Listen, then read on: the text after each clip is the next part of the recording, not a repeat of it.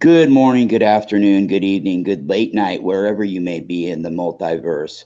My name is Rocken Larry Locken, alongside my co-host, Ravishing Raquel Toombs, 9 miles, I should say 9 hours up the coast from me in Canada.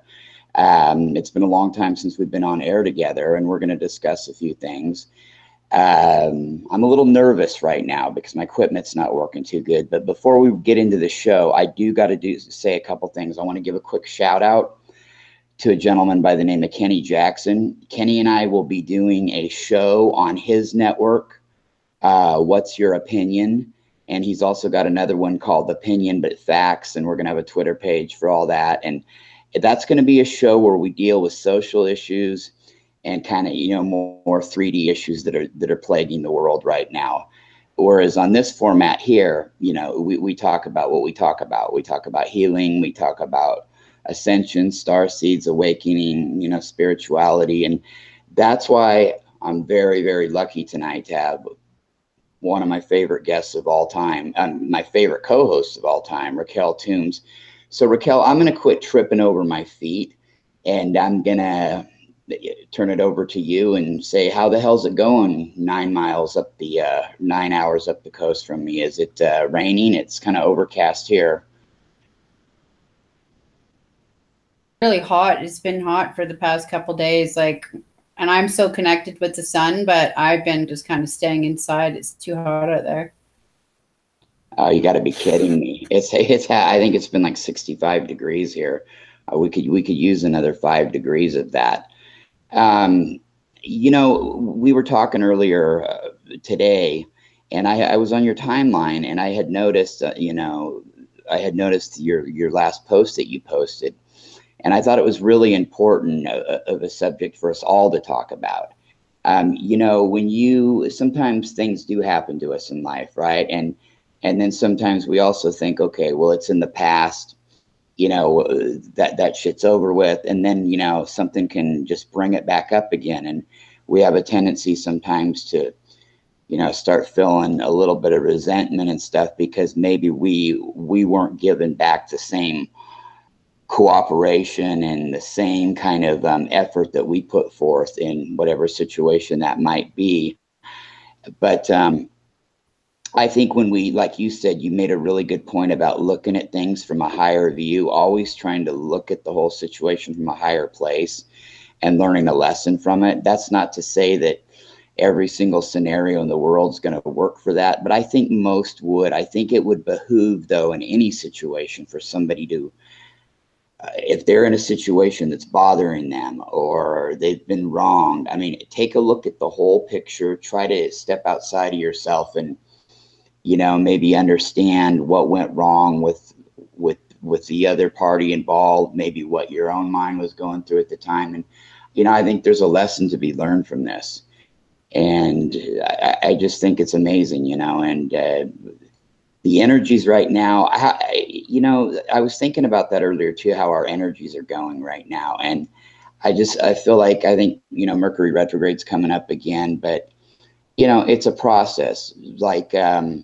And I also wanted to welcome, you've got a friend with you there. I'd like for you to introduce her. And, and she had a really, really good point about people, tending to overthink things, to the point where really we're just kind of spinning our heels. So without further ado, Raquel, take it over. Okay, well, I'll introduce Ainsley in a second here, but I just wanted to touch on, as far as the energies go, I mean, we're in uncharted territory. We're in very high vibrational energies where it gives us no choice but to resolve past issues, resolve certain type of behaviors. The dynamics of relationships play out, and we're presented with the choice, right? Like, are we going to respond differently this time? Are we going to do this old thing? We can't do the same old thing anymore because we're not going to evolve, and it's the old energies are not compatible with the new. So I think the further along we go, it's very obvious to me that any kind of shit that you've been holding on to, you're going to have the opportunity opportunity, universe, because it's going to keep throwing it at you until you've learned your lesson and move on. So that being said, a lot of us are still, either in relationships or the, family members, or maybe living situations where we're givers and our hearts are open and we're doing a lot for other people. And there's some people that don't appreciate it. There's some people that it's not reciprocated, or they just don't know maybe how to show appreciation for what you're doing. So that can make us feel like we're being taken advantage of, or it's always nice to be acknowledged for what you're doing. But in this, doing the right thing and listening to your soul, listening to your heart, you don't need to be, you don't need acknowledgement. You don't need, hey, you're doing such a good job, because, or at least you shouldn't expect that, because not everyone's going to give that to you. I think I'm babbling now. I agree with you totally on that. And it's always a nice bonus to get that pat on the back, but, and it might not be any slight against the person that's doing it, just might not be aware. And, that just may be the case. They just might not be aware that, hey, thank you would be appreciated. But, I guess who knows what's in one's mind. But I mean, that's the heart thing, and that's a love thing. Like, love just loves, and it doesn't expect, and it doesn't need any compensation. You genuinely are heart-based and you're embodied. That's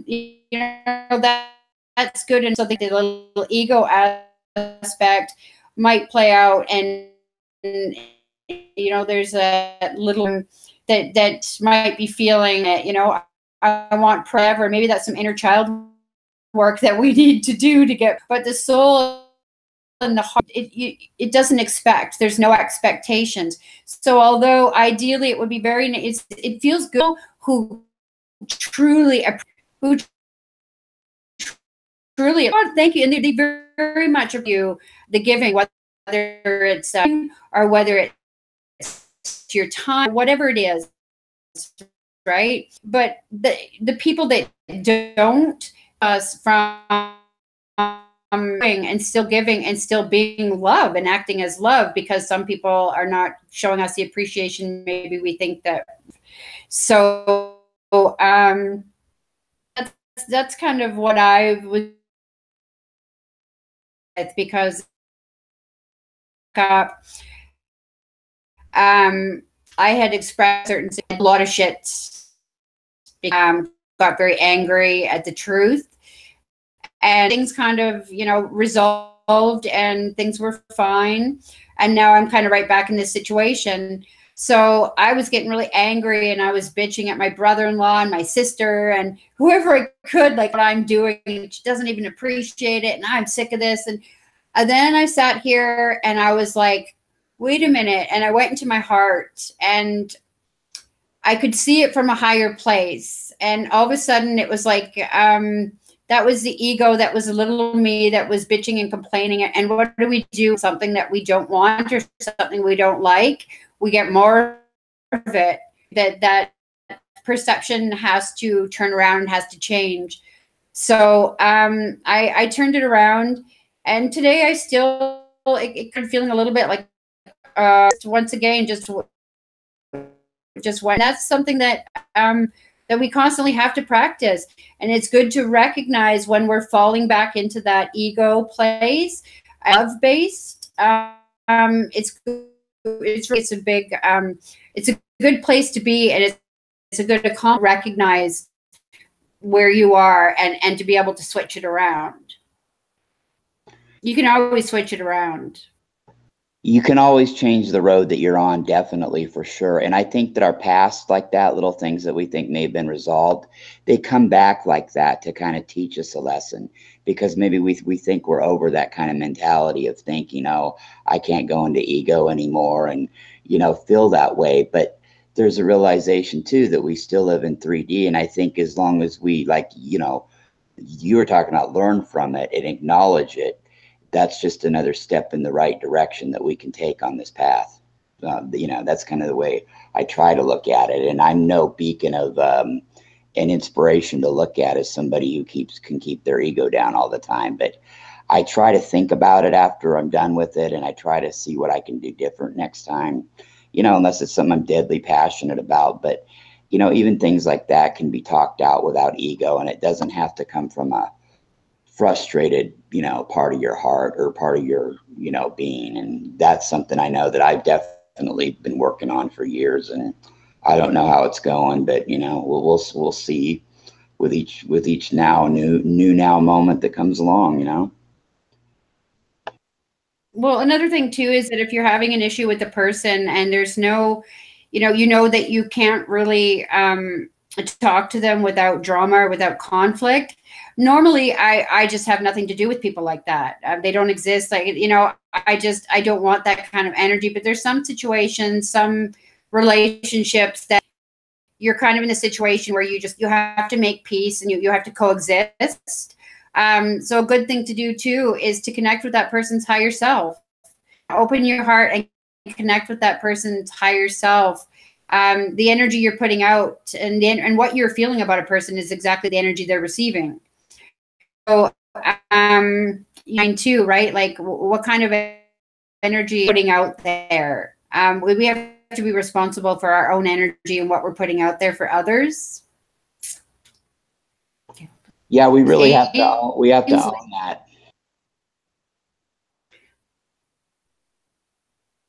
So this is my friend Ainsley. She lives just a couple doors down from me, and she's on her path, that's for sure. So yeah, Raquel said I'm doing a radio show and invited me over. So thank you, Raquel. But I have a little different take actually on the conflict thing.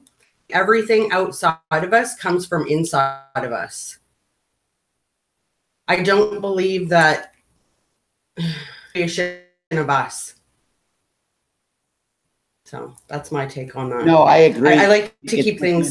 We're really. I feel like I'm pissed off at myself, and I'm mad at myself for things that I haven't done that I should have done, and I'm, you know, looking outward, but really the blame is really inward. If you want to put the word blame there, it really is inward. I feel that for the most part, you know?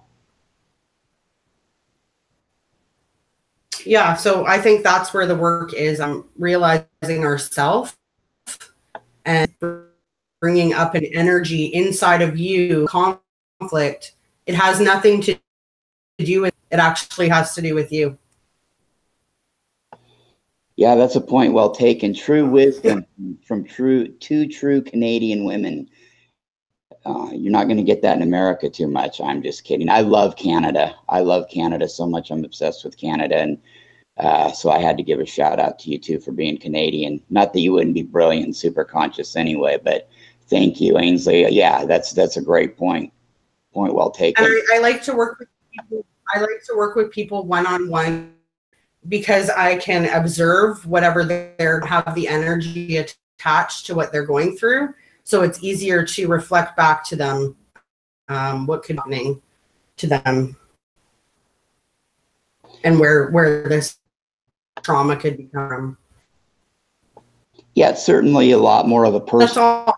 Yeah, it's more of a personal touch than sitting up there and doing like a seminar to a bunch of people giving an overall opinion on how you feel about something, because everything needs to be tweaked and tailored to each individual person, you know. And that's a definite good point.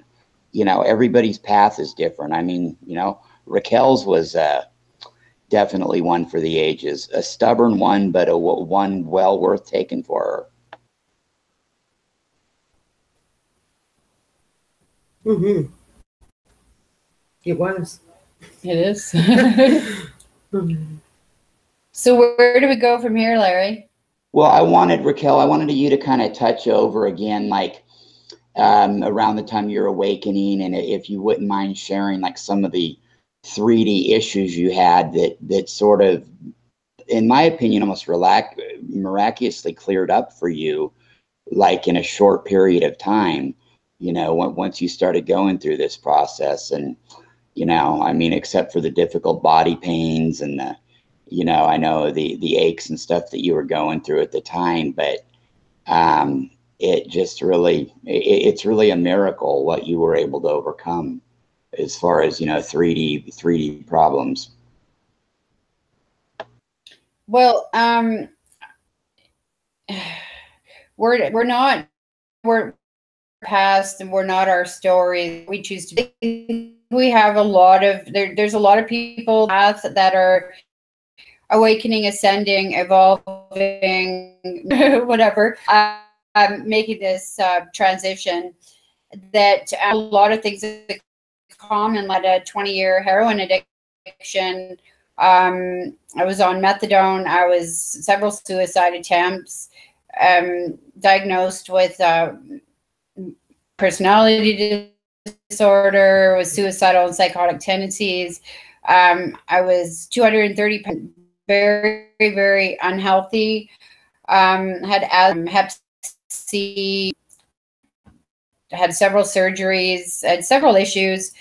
And so basically I had a very awakening, a very abrupt rebooting, restarting. So my soul just throat punched me, and this anymore. I didn't know what. I just had to be. I just was happening. It was okay just to go with it, and yeah, as some people say, you know, some people will label it as, you know, a walk-in. I guess I did have like a walk-in experience where there was a death of the old and a birth of the new very quickly. But I think that that's not going to be that uncommon, because I think a lot of people will just all of a sudden bang, like they just will be, you know, ready. It's their time. They're ready, and they'll be kind of lifted up and out of that old life, and a new one will start very quickly. If that's what they chose, then that's what will happen. Yeah, no, I agree. And I think we've talked about this before. You see it quicker and quicker with people say that, like, the newer, more awakened people, you might say, with each generation or class, which just seems to be like every couple months now, it's like it comes a lot easier to them. It may be a big rush at first as far as the painful issues, but it is over for them fairly quickly.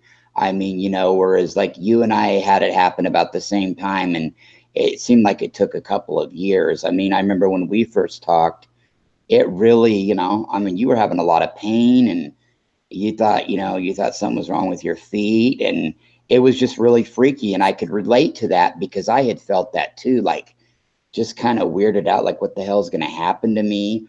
Is there somebody coming to get me? I mean, I'm not trying to say I'm paranoid, but you know, when you first have that higher self, I guess, extraterrestrial, so to speak, type of experience, it kind of blows your mind like that, right?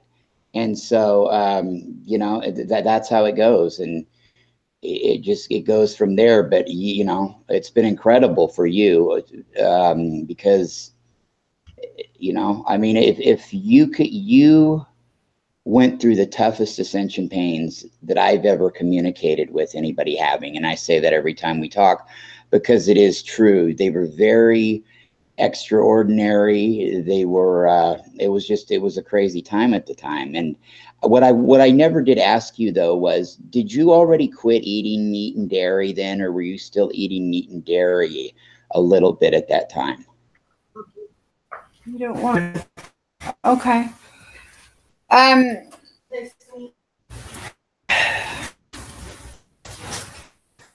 No, that was, I was stopped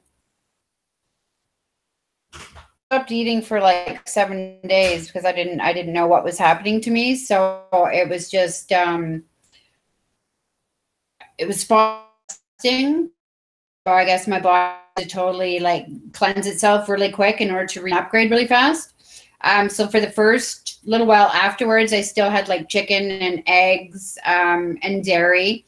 Then it was just a really natural progression. After that, my body just didn't want. It's been a few years now. I've cut that out of my diet. Yeah, that's kind of been the same with me. I've never really been a big fan of meat, and so it was like I just didn't like meat, so I was a vegetarian. But now that like I haven't had any meat in a few years, I really think about the concepts of, you know, like when I think about eating an animal, I think about eating another human because it's got eyes, it's got, you know, blood, bones. They can look you right in the eye. So, and especially being the big dog and cat lover and animal lover I am, I start to think about that part of it a little bit more too. And yet at the same time, I'm not trying to judge anybody who still eats meat because maybe their bodies need that.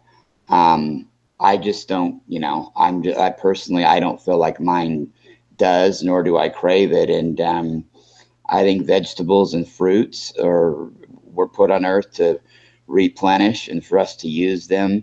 I'm not sure that eating animals as a long-term process was the way to go. Sure, to survive, if you've got to eat to survive, you know, Eskimos and certain parts of the world, different indigenous people still have to do that because they don't have the access necessarily to vegetables and things of that nature. But you know, I mean, I just see that more and more, unless it's out of necessity, people's bodies will go kicking and screaming, wanting to eat lighter foods, you know, and I think we've seen that, and you know, it's in just personally. It'll be very natural. Like your body will, if as long as you listen and allow it and just follow its guidance, your body will just guide you. Your body will just, you know, tell you how it needs to move, what it needs to do, what it needs to eat. You might find yourself you're craving something that you don't normally eat, like asparagus or something, or maybe an herb, you know, will come into your consciousness. Like, okay, wait a minute, I need you know, oregano, or I need whatever. And then it's fun to be able to Google it and say, oh wow, you know, this is what this is for, and that is so cool because it's exact time. So it's all really, you know, self-guided. Your body knows what to do to heal. Your soul, your body guides you, and you just go with it, and you trust, and you get out of the way, and you learn to really honor and listen to your body, and not to be afraid or worried if you're disappointed in yourself. Or, I mean, it's not like a huge effort. It's very natural if you just go with it.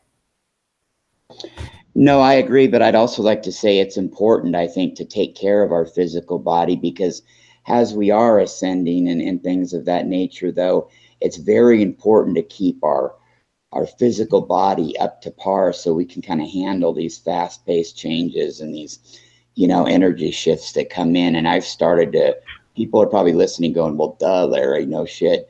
But I really started to realize that lately, that look, hey, I mean, I've got to take care of this vehicle that I have, this automobile that my soul and brain are attached to, or, you know, I'm just going to have that much more of a hell of a time getting through, you know, denser vibrations. And, you know, it really helps. So I'm starting to listen to my body like that, you know what I mean? And not, but I still got to quit smoking. Are you still smoking cigarettes? Yeah, me too. Fuck, man. Me too. Yeah. Yeah, all the health effects, but none of the pleasure from it, you know. But look at it this way, Raquel, you'll never get a DUI for smoking 3 packs of cigarettes. So I guess that's one way to look at it. Yeah. That was a little humor, but you know, I mean, I think I'm going to try the gum and the patch. I don't know. We'll see how that goes. But we mentioned talking about, one word came to mind earlier when we were kind of going through pictures of what to use maybe for the thumbnail, and you brought up the term Kundalini. I was thinking like chakras and energy changes when I saw it, and then you brought up Kundalini, and I'm like, yeah, that's a major part of it. Do you want to give a rundown to everybody out there that might not know what the Kundalini's purpose is, and or at least how you see it from your, you know, from your perspective? You know, a long time ago, before I even had this very abrupt awakening, someone had asked me if I knew anything about Kundalini, and I had never heard. I'd never heard of it at the time. And he had said, I survived a Kundalini awakening. And that was really profound for me because I survived, he said. And it wasn't until, a few years later that I had my very abrupt awakening that I understood what he meant. Kundalini is our energy, is our life force energy, and it's coiled up in the sacrum, I think, in the lower chakra. And when it awakens, see, there's people that will spend their lives doing, Kundalini yoga and breathing techniques, and really you go under, under a guru, okay, awaken my Kundalini, and they work at it for years. And sure, some are successful, but I think it's a very spontaneous thing now, especially with the energies being as high as they are. So to have a spontaneous Kundalini awakening, now you've got energy uncoiled, and all your chakras are opening wide up, and all of a sudden you're just like this, it will pick you up and move your body in certain ways. You will just automatically move. You might find yourself spinning around, in circles on your butt on the floor, or all of a sudden standing on your head when you never had. That's a very abrupt awakening where it just kind of picks you up and it moves you. You'll find that your breathing changes.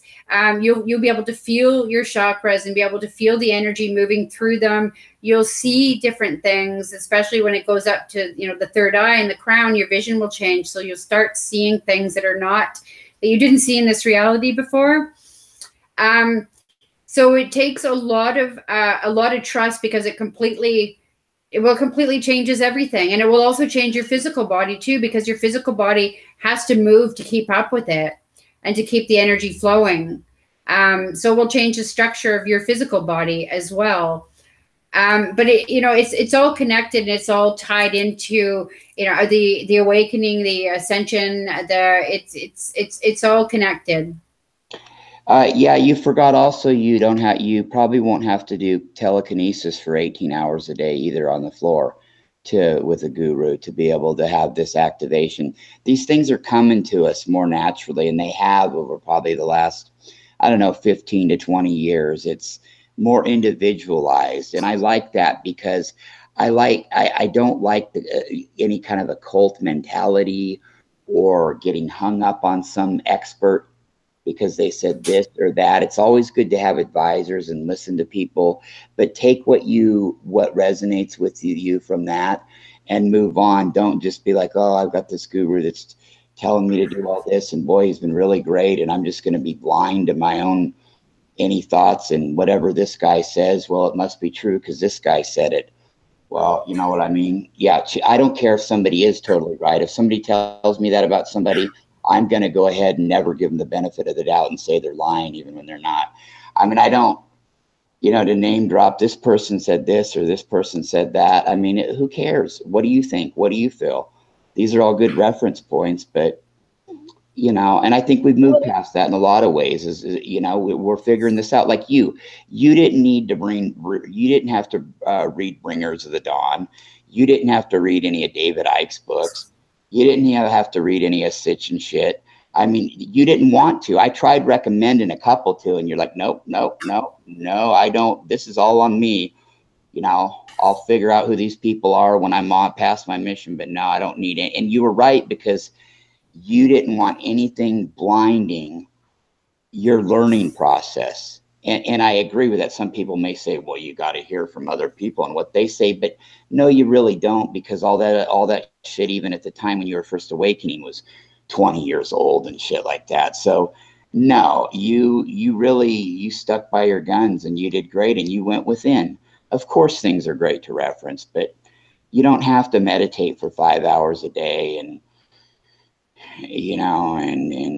think this way and to think that way, or love another being because they think one way on one thing, even though you might not agree with them on another. I don't mean like a being just out of love, but don't look at somebody, don't put somebody up on a guru pedestal, whether it's a guru or a celebrity or a leader or anybody. You know what I mean? Go within. And by the way, as far as walk-ins go, that term gets thrown around a lot and has. I would say you're the only person I've ever talked to that I get a feeling that there might be, whatever that walking thing is, something. You're the closest thing I've ever seen something like what they're talking about ever happen to. And I'm not even sure that people that talk about it get the full picture of what it was, because it wasn't like, you know, and I've asked you this before, Raquel, it's like you don't maybe recognize yourself from before, but you still remember going through those things that you had to go through that weren't particularly great parts of your life. You know what I mean? It's not like it was completely erased from your mind. It's just that your body, you know, your body just feels and sees things different in a better way now. And your Kundalini just caught on fire quick and wrapped up through those chakras. The memories, like, I mean, I very quickly, everything, it was like a life review. So I very quickly, instead of like, you know, working over a course of, you know, a certain amount of time, releasing stuff and bringing up old issues and transmuting them and accepting and forgiving and just all that stuff. It happened to me very, very quick. So everything came up, and I had to see it, I had to feel it, and then I had to release it, and just, it was gone. So even a lot of the memories of my past are gone as well. But the things that I do remember, because it's all been lifted. It's all, I guess, no more karma. It's all been balanced. So, so there's no emotional ties to the memories I do have. So I think back, you know, there's some memories I still have. There are some things that I know that I experienced, and when I try to recall them, I can't even bring them up. I try, oh, wait a minute, I'm going to try and recall this horrible situation. It's like, wait a minute, it's gone. I can't bring it up. It's gone, deleted. So, but but the things I do remember, there's absolutely no emotional attachment. It's like third party, or it's like it, you know, happened to someone. There's no emotional attachment there. So that's true healing too, right? I guess, or I don't know. Maybe some people. So. I would say so, yeah. I don't know. No, go ahead. I think I walked over somebody, but yeah, I would say that is true healing. That's a perfect way to put what you went through. You've seen it from kind of a third party, yet, you know, parts of it you remember, but as time goes on, the negative stuff, probably what you do remember, that is fading even more and more. You know what I mean? Because it's not part of anything that serves any kind of purpose for you really anymore. You know, except for maybe when some little thing comes back in your life too. I don't know, like what you were talking about earlier, to kind of remind you of something. But, you know, like the family situation, right? You got those situations where, okay, look, I got to try to make peace. I got to try to, otherwise, if these weren't these particular people, I just wouldn't be around them, because it just, you know, it isn't good for my energy. It isn't good, period. But there are those cases, you know, sometimes where, you know, you, for better or for worse, kind of just got to make peace, or try to, you know, and it's really hard when you're dealing with people that kind of are thinking in a drama consciousness mode. But yeah, I hear you on that. Well, you know, old energy out, new energy in. So releasing all, and not just from this life, but from past lives too, right? It's all recorded kind of in our cells. So we're releasing all that. So I think it's pretty common for a lot of people to just have what they've dealt with just be gone now from them, from their consciousness, from their body. You know, those traumas, they'll be gone. They're released. They're gone. So to even try and access them or bring them up again, there's absolutely no point. You don't. This is a new energy now. There's no room for that. The people who haven't, you know, experienced that yet, maybe are working a little bit more gradually towards it, and that's, I'm sure, what will happen if that's what they choose. As soon as they let go, that's just because we're so living in the now. That's what the soul does. There's no time. We're living in the now. So right now, there's no room for the past. Right here, right now, it doesn't exist. So yeah, I mean, I live so in the now that I couldn't even tell you what I did 10 minutes ago. Like that, I think that's pretty common, and that's pretty awesome, because that's been a big obstacle and a big cause of excuse me, depression and anxiety for a lot of people, is because we were so holding on to things from the past, or so, you know, worried about the future. So being able to truly live in the now is a huge thing that that makes all the difference in the world. That's this is where it's all happening. You know, younger people have no idea the importance of what you just said. I mean, it used to be, and I know you feel the same way, like, you know, when we were growing up in the 80s, 90s, whenever, early 2000s, right? Yeah, you were always either living in the past, tripping about that, or God, what's going to happen in an hour of tomorrow, the next. There was really I never really felt what it was like to live in a true moment until about 5 years ago. You know what I mean? To really, really live in a true moment. Everything was either future tripping or you were thinking about the past. And here's another thing. You talked about, you know, how we have past lives and we download what we went through, but we don't necessarily remember them in our next lives or completely. We might be going through one of the first incarnations here where we're actually going to have that in a midlife. You know what I mean? Like you're actually forgetting a lot about your old life that didn't serve you, but yet it was still in this current incarnation. You know what I mean? Whereas in any other incarnations, that shit would have unfortunately probably stuck with you forever. Yeah. And weighed down your mind, you know? So it's interesting. And for people that haven't gone through it yet, or that, you know, think this is crazy talk, you know, they're just, you know, they'll have to wait and see. Well, you know, it's happening, you know, it's happening. Nothing happens overnight, but it's accelerating quicker and quicker. And I think as we get into the next decade, it'll accelerate even quicker and quicker. And time is just scientifically speeding up to begin with. Sometimes living in the now moment, though, we can think it slows down a little bit. It's weird and it's really not. So there's this whole time dilation, and sometimes it's all a perspective of some person's mind. You know, it's more than just, oh, if I'm having a great time, time flies, or, oh, if I'm bored, time drags. It's not quite like that. It's different now. No, you're seeing through the illusion of time. I mean, of course, time it exists. Time and space exist within us, right? It's not something outside of us, but the concept of time is still obviously needed for appointments and things we have to do here. But really, just, you know, opening those eyes and waking up and seeing through the illusions. And I think time is one of them. Like, I mean, it just, your higher self, it has no concept of time.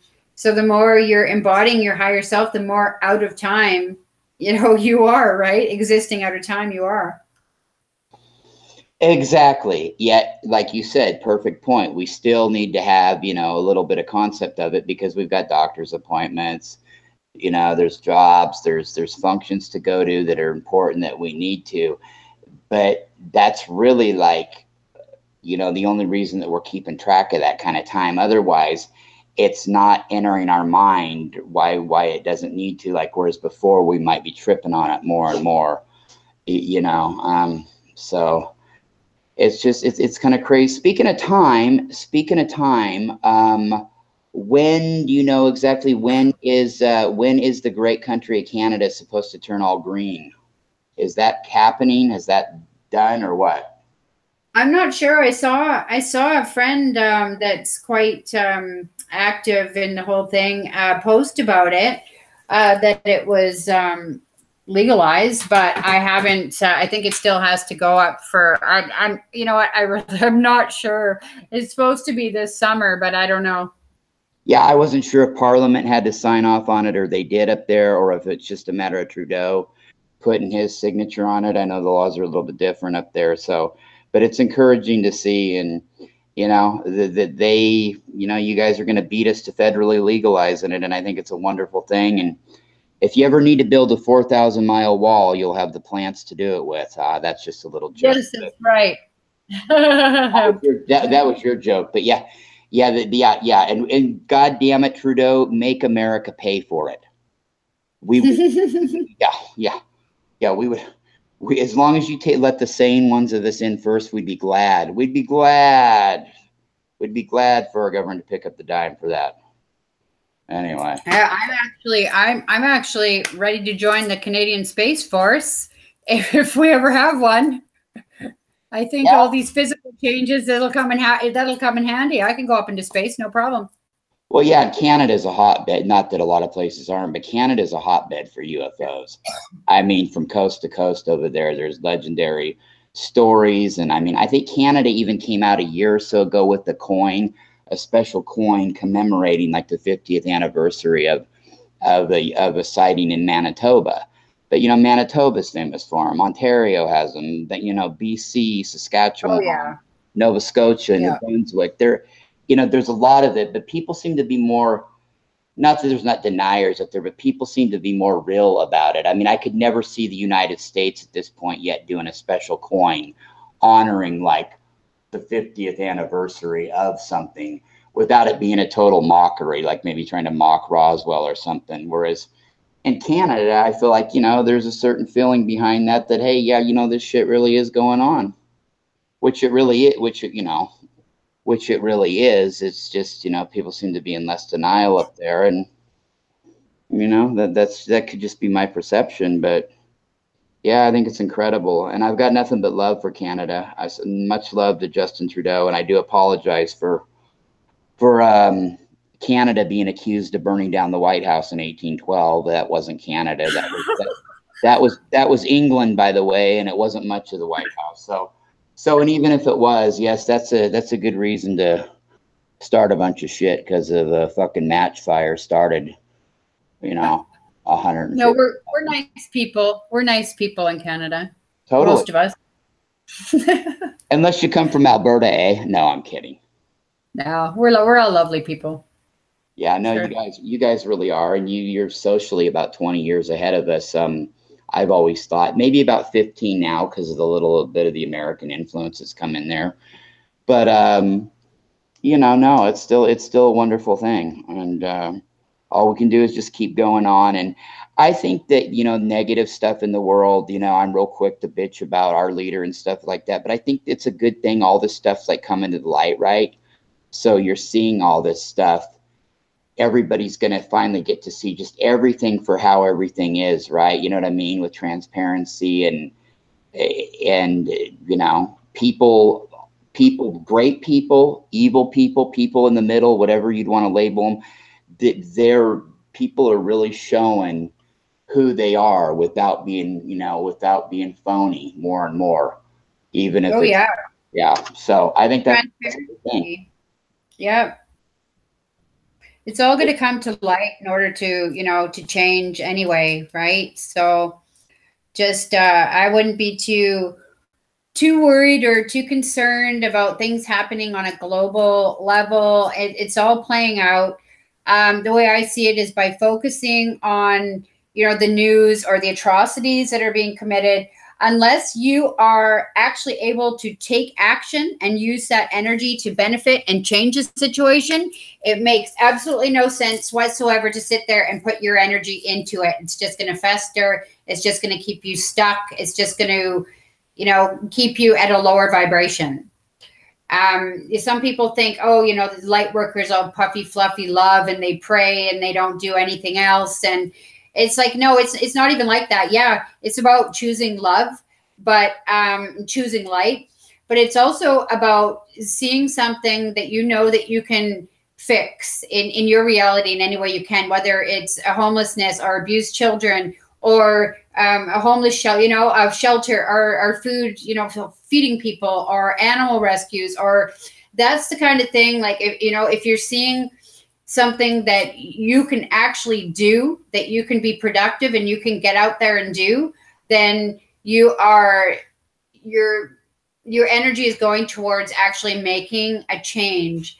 Even sitting here changing yourself. I mean, that's a huge thing, working on yourself. If everybody worked on themselves, everybody did that inner work, we wouldn't have to be out there fixing all this shit that was wrong, because everybody would be doing that work. So it would be their own, you know, taking responsibility for themselves.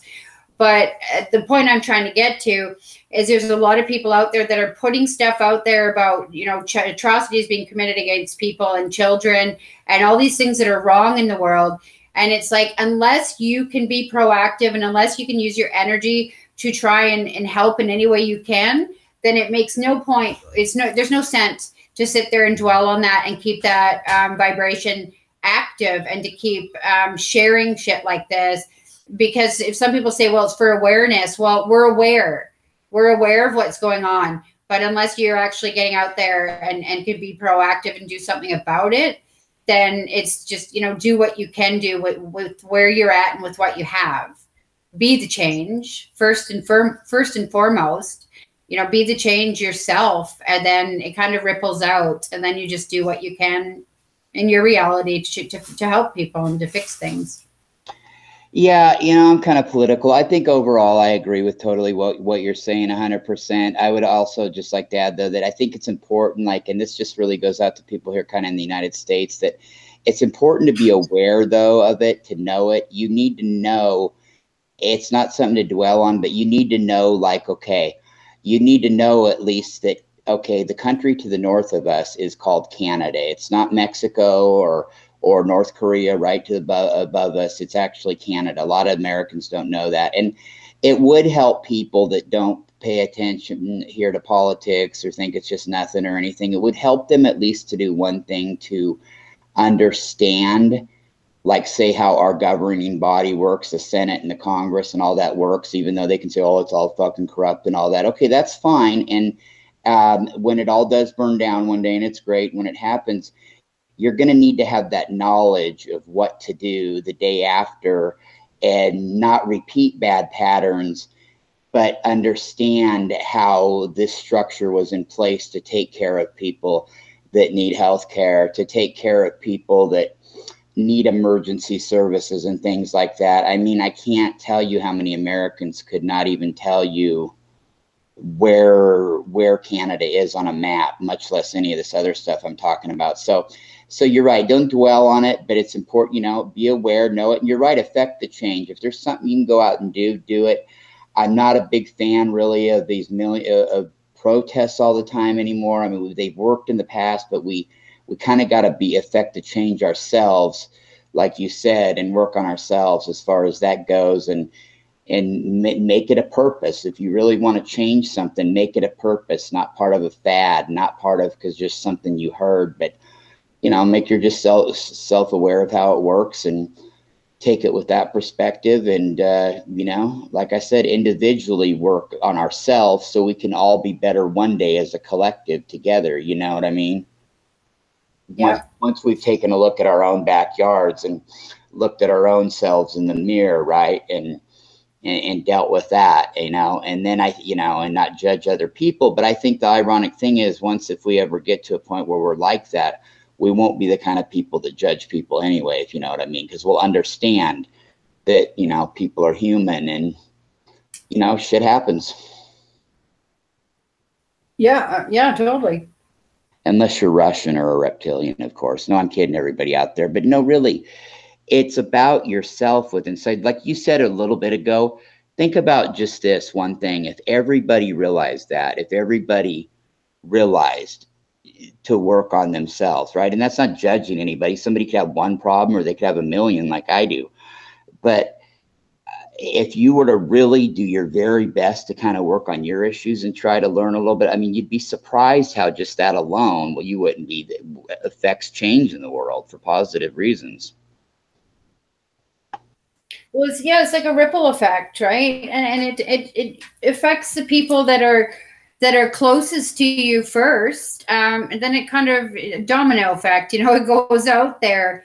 So you're being, and that's what we're all doing. That's what these new energies are doing. They're giving us the opportunity to look, you know, to do that, go inwards and to have that good look and to let go of stuff, to transform it, to have a deeper understanding, then a deeper appreciation. It's really about embodying your higher self, and just doing that work within, and connecting and embodying your higher self and transforming yourself. And you don't have to go out there and preach to people. You don't have to. You become the example. You're the living embodiment. You become the example. So your life is your message. Your life is, other people see how you're living, and you're the example to them that maybe are just starting. Maybe you'll inspire people that you have, that you didn't know. You might notice people in your life, whether it be family or people that you knew from a long time ago, or all of a sudden doing their work on themselves. Even people that you thought, oh my gosh, this person, like, this is exciting. They're really getting it. Yeah. You'll see that more and more, because that's what you're living you're living your life, and you're doing your work, and you're just it's just like a ripple effect. I've lost my train of thought. Well, no, I was going to say on what you had said, it's kind of like yin and yang, right? You mentioned that how it's usually the ones closest to us, or our families, that it affects first.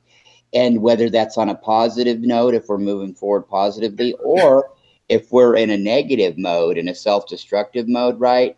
That also affects our loved ones first too. Absolutely. So we really do have, we do have a lot of power within us, but it's about realizing and knowing that. The stereotype a lot of people in our community get, light workers, not light workers, but like fucking, I'm talking about, like, I mostly think of like 1970s, like new age kind of people that, you see like in movies that are, or into a cult. Oh, the clouds and this and that. People really, it's one thing when you say what a person like Raquel Toombs says and you mean it from the heart and it's true. And it's another thing when somebody's just kind of, well, they heard somebody say this one time, so it must be the way to go. But I'm nobody to judge that. They could know everything in the world, and that's just how they come across. But it's about standing up for your own self, and yet working on your own stuff, and being an example for other people, and yet keeping that negative energy out of your life, like people that are shitheads, people that are racist, people that are are part of the Ku Klux Klan, or just people that aren't worth fucking, people that have so much, all you can do is send them love from a distance and hope that maybe one day that they'll get it in a few generations after their inbredness is worn off or whatever, and then they can move on from there. And that's just kind of how it goes, and that's just kind of the path we're on at this date and time on July or June 19th, 2018. And so, well, we get to decide. We get to decide what what we're allowing into our reality. And that goes with, learning to stand in your power and just deciding for yourself, this is what I want, and this is what I will allow, and this is what I won't allow. And also what we're putting out there, we're instantly getting back. So, if we are, vibrating higher, of course, we're going to attract higher experiences and a higher, if we're on this, stuck in this low vibration, we're going to attract the same thing. So that's why it's very important to take personal responsibility of our, of our energy, of master our frequency, and decide, okay, I want to have higher vibrational experiences, higher vibrational relationships. So you do that by keeping your vibrations high yourself. There are many ways you can do that. Your body, your body and your soul will guide you, but it's basically just staying in your heart and connecting with your soul, no matter how you do it, whether it's music and dancing, whether it's nature, whether it's laughing, whether it's, it's all on you. It's really about taking personal responsibility now and mastering our own energy and understanding that, that our energy affects everyone else as well. Like we were talking, right? Like, what do we want to put out there? Do we want to put shit out there? Do we want to put hatred out there? Do we want to put resentment out there? Because that's not only, you know, the energy that we're put, that's the energy that everyone is receiving. What we're putting out there, others are receiving, and we're attracting it back. So with me, I'm very mindful now. I don't want to be putting crap out there towards people. I don't want to be putting resentment or that kind of energy out there towards people. I want to put, you know, the love and the good energy out there. And it instantly comes back anyway. So I don't want to put any more misery out there. You know, the world has had enough of that. And yeah, but we get to decide. Ultimately, we get to decide. And that's, and we don't know we get to decide until we know we get to decide.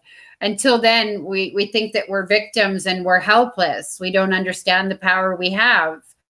But I think that with me, I know anyway, it just kind of happened very quickly, almost in the snap of the finger. I understood that I had been creating all the crap and all the misery and all the drama. And I had been creating that, and I had been putting that out there. And so that's what I was attracting back to me. So once you know that and you own that, you can switch it around and decide to vibrate higher and put better out there. Create better. Yeah, there used to be kind of a holiday saying here that, you know, laugh and the whole world will laugh with you, cry and you're going to cry alone. So it's kind of like, I guess that kind of goes along with whatever, for better or for worse, whatever you put out there is, you know, what you're going to get back. And it's not really like, I don't think, a punishing thing, right? It's just kind of how the universe works. You put something out there, it's going to come back to you. It's like a boomerang sort of effect, you know? Well, it's physics too. Right. It's physics. Well, you know, like energy attracts like energy. That's all there is to it. It's not just, you know, light workers, spirituality, whatever. It's physics as well. It's a law of physics. What you put out there, you will get back. People, a lot of people just don't get that concept. They're putting drama out there. They're putting, you know, they're creating drama in their lives. They're putting crap out there, and they're wondering like, oh my God, FML. Like, you know, why is this happening to me? I don't get it. My life is so terrible. And it's kind of like, stop and check yourself. You know, that may seem harsh, but stop and check yourself. What are you putting out there? So yeah. And are you hooked on drama? Are you hooked on drama like with heroin? It's like, I have known people that literally, like, if shit was going great for a few days, I don't care if they were in Utopia, the Bahamas, wherever, about 2.5, 3 days in, these people would start like getting kind of panicky, like, oh shit, what are we going to argue about? Oh God, everything's going too good.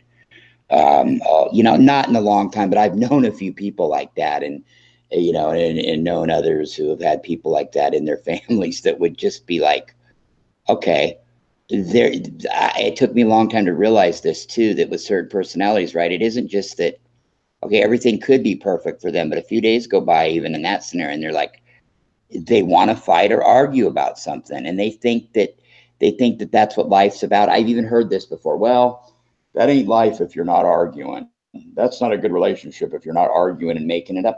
Why is it not? Why is it a good idea to run in a circle constantly and doing the same thing again with not getting any different result? I'm taking a long fucking trip, and all I'm doing is taking a drive around a circle and getting right back where I started. I mean, you know, I don't. You know, and I think I really take it personally, because I don't like people like that want to fuck with my life and mess with my, you know, blow in my bliss, as Hall & Oates would say. You know what I mean? It's, but I guess you got to show love to them too. But, you know, unless they're in my immediate family, I just, you know, you just can't have anything to do with them, because it's bullshit. It's not fair to you to have to deal with it. And it's not our responsibility for somebody on that level to put up with their fucking drama, when the drama is about shit you wouldn't even come up with if somebody paid you to make up something dramatic. But you couldn't even come up with it. You know, so like, see, you know, being heart-based too, and you being there myself, being there at one point myself, and seeing, I think you just get like a better, you understand, you understand why people act the way they do. And you see very, you know, as looking in, as the observer, you can totally see what's going on. But you can also understand why they behave the way they do. So it's not like you're looking down on a person, and it's not like you're judging them. You're seeing it for what it is, and being the observer looking in on someone's life that has drama all the time, and you can see very clearly that this person is creating all of it. But the thing is, they're not realizing it, and they don't understand. They haven't stepped into their power yet. They don't understand that they're creating it. So the moment they do, it will turn around for them.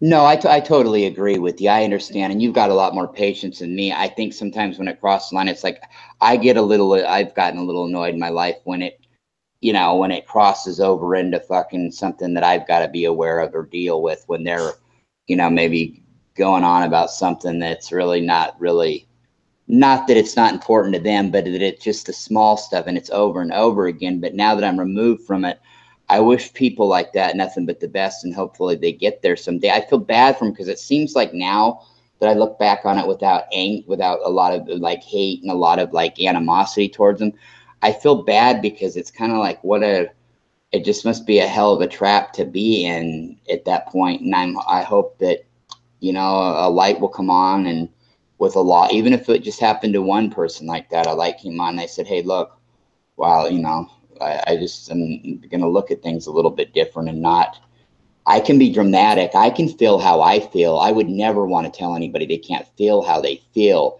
I think what maybe they could rein in is like completely dragging everybody else around them into it for any of a multitude of situations. Now, that's not like a situation that's serious for the family or something. Okay, those are different kind of things, but when they're just with anything, when it's just shit, just shit to start drama about this and that, and this person wasn't good, and this person did this. And I mean, you see it even in families and stuff, and people and starseeds that are awakened in families are just sick of it because they had lived around it their whole life, and now we're just kind of dealing with it. But some family members of people are coming around too, and and seeing things. So, like you said, it's amazing what I've heard come out of some people's mouths that I never thought would begin to understand those kind of things. So, well, the way it goes, I guess.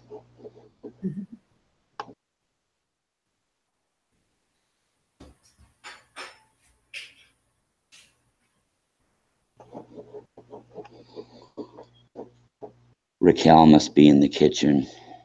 No, Mom's in the kitchen. Sorry. No, Yes, I got her. I think I got a friend request from her today. I accepted it. Yes. Either that or I thought it was you for a second, and then I thought, oh no, because there was no banner. And because what's been going on Facebook randomly now and then is people are taking other people's profiles and starting a new one. So I'll get a friend request from somebody who's already a friend, and they've got like 2 mutual friends. And so I had, I looked at, okay, that's Raquel's mom. Raquel posted there. Shit. So, I realized it was her, and then I realized you posted there. So I'm like, yeah, I accepted it. But, that kind of stuff's been going on. The energy on Facebook sometimes is, well, probably not so bad for you to handle, but it just, I don't know. The Facebook energy sometimes it can be a little bit much.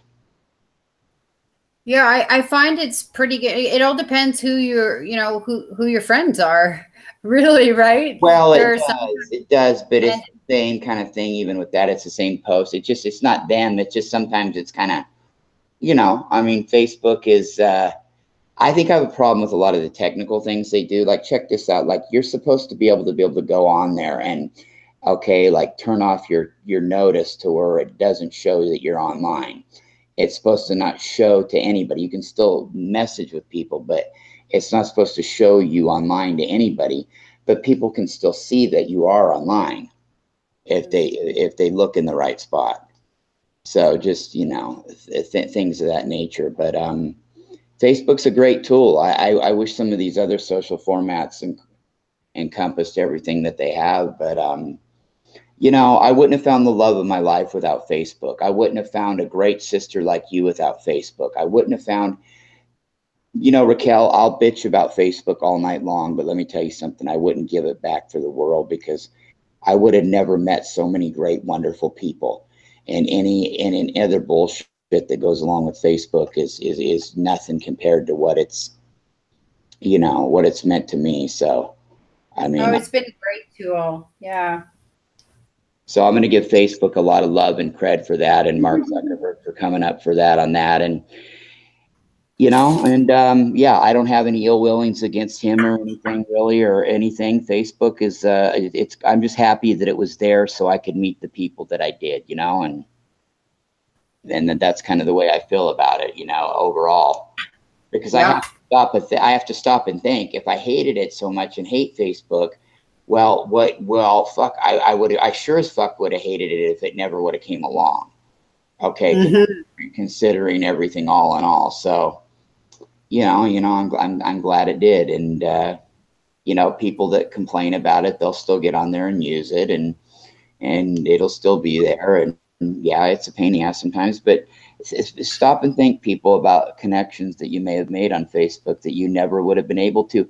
Like, I mean, 20 years ago, Raquel, I never would have met you. I never would have met Sith. None of us would have ever fucking met each other. I mean, seriously, really, at all. It would, you know, as far as like people that are in our groups and stuff, unless they live, well, you live in a metro area like Vancouver, BC. I mean, you might have met a couple people by chance. I mean, at most, but I look at the windows that it's opened. So I'm just, you know, I'm not trying to get on a love parade about it, but I want people to understand that it's an important tool. And, you know, when I was in high school and when you were in high school, if you had, say, like you graduated and you had friends, there's a chance you would never, ever in your wildest dreams even have any kind of contact, if you wanted to, with these people again, because people get lost, people move. But fuck, on Facebook, you can cyberly stay connected, at least with people, you know. And so, you know, we just we gotta take the good that comes with these technologies and not be so paranoid about everything all the time, about that's them having all our data and shit. Well, no shit, they have all our data. I mean, you know, they've had all our data for 50 fucking years. Okay. Yeah. I mean, I'm not a big fan of that, but I mean, it is what it is. It is what it is. There's no turning it back. I mean, you know, there's nothing Edward Snowden told anybody that people with half a brain didn't know 30 years before that. Of course that happens. Is it right? No, but I mean, you know, it is what it is. And you know, everything comes to the light at some point, and some people just need something to bitch about. But I'm grateful for you, and I'm grateful for a lot of people on Facebook, but especially you and a handful of others, including my fiance, Sif. And much love to her. I know she's sleeping right now, but you know what, hon? I know you got a friend there. I'm not going to keep you any longer. This was not my greatest show. I've got a lot on my mind that I'm trying to work on with this other thing, and it's a little bit more business technical than this. So I do apologize for not throwing out my best effort, but I'm so grateful for you for coming on tonight. Thank you. And thank you to Ainsley. Thank you for much love to Ainsley for participating too. I'm sorry her first show had to be like, you know, the one where I'm falling and stumbling over myself just sitting here. I couldn't even get the Canadian flag right in the background of that picture. I mean, good Lord. But listen, I love you, sister, so much. And thank you for that solid advice you gave me earlier when I was just fucking going off. You're like, just go take a walk, just go. And I did. And I was able to clear my head, and sometimes it helps to be told. Absolutely. But I'm hoping that we're going to meet you in person here before, well, at the most, after one more Christmas has passed at the most. I can't wait to go to Vancouver. Oh, that'll be so awesome having you guys here. Oh, wow. I've only been to Canada once, and it was to Osoyoos for a couple of days, and it was only right over the border. But God, I fell in love. Right as we got over the Canadian border, the air smelled sweet and clear. It was weird. I don't know. Could have just been my obsession with Canada.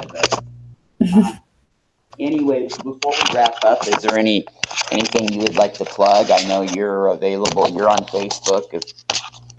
You know, I mean, if people don't know who you are, Google you, you probably have the maximum number of friends and 1 million followers, but you can find Raquel Toombs on Facebook. Anything else you'd like to plug, though? Any groups or anything? No.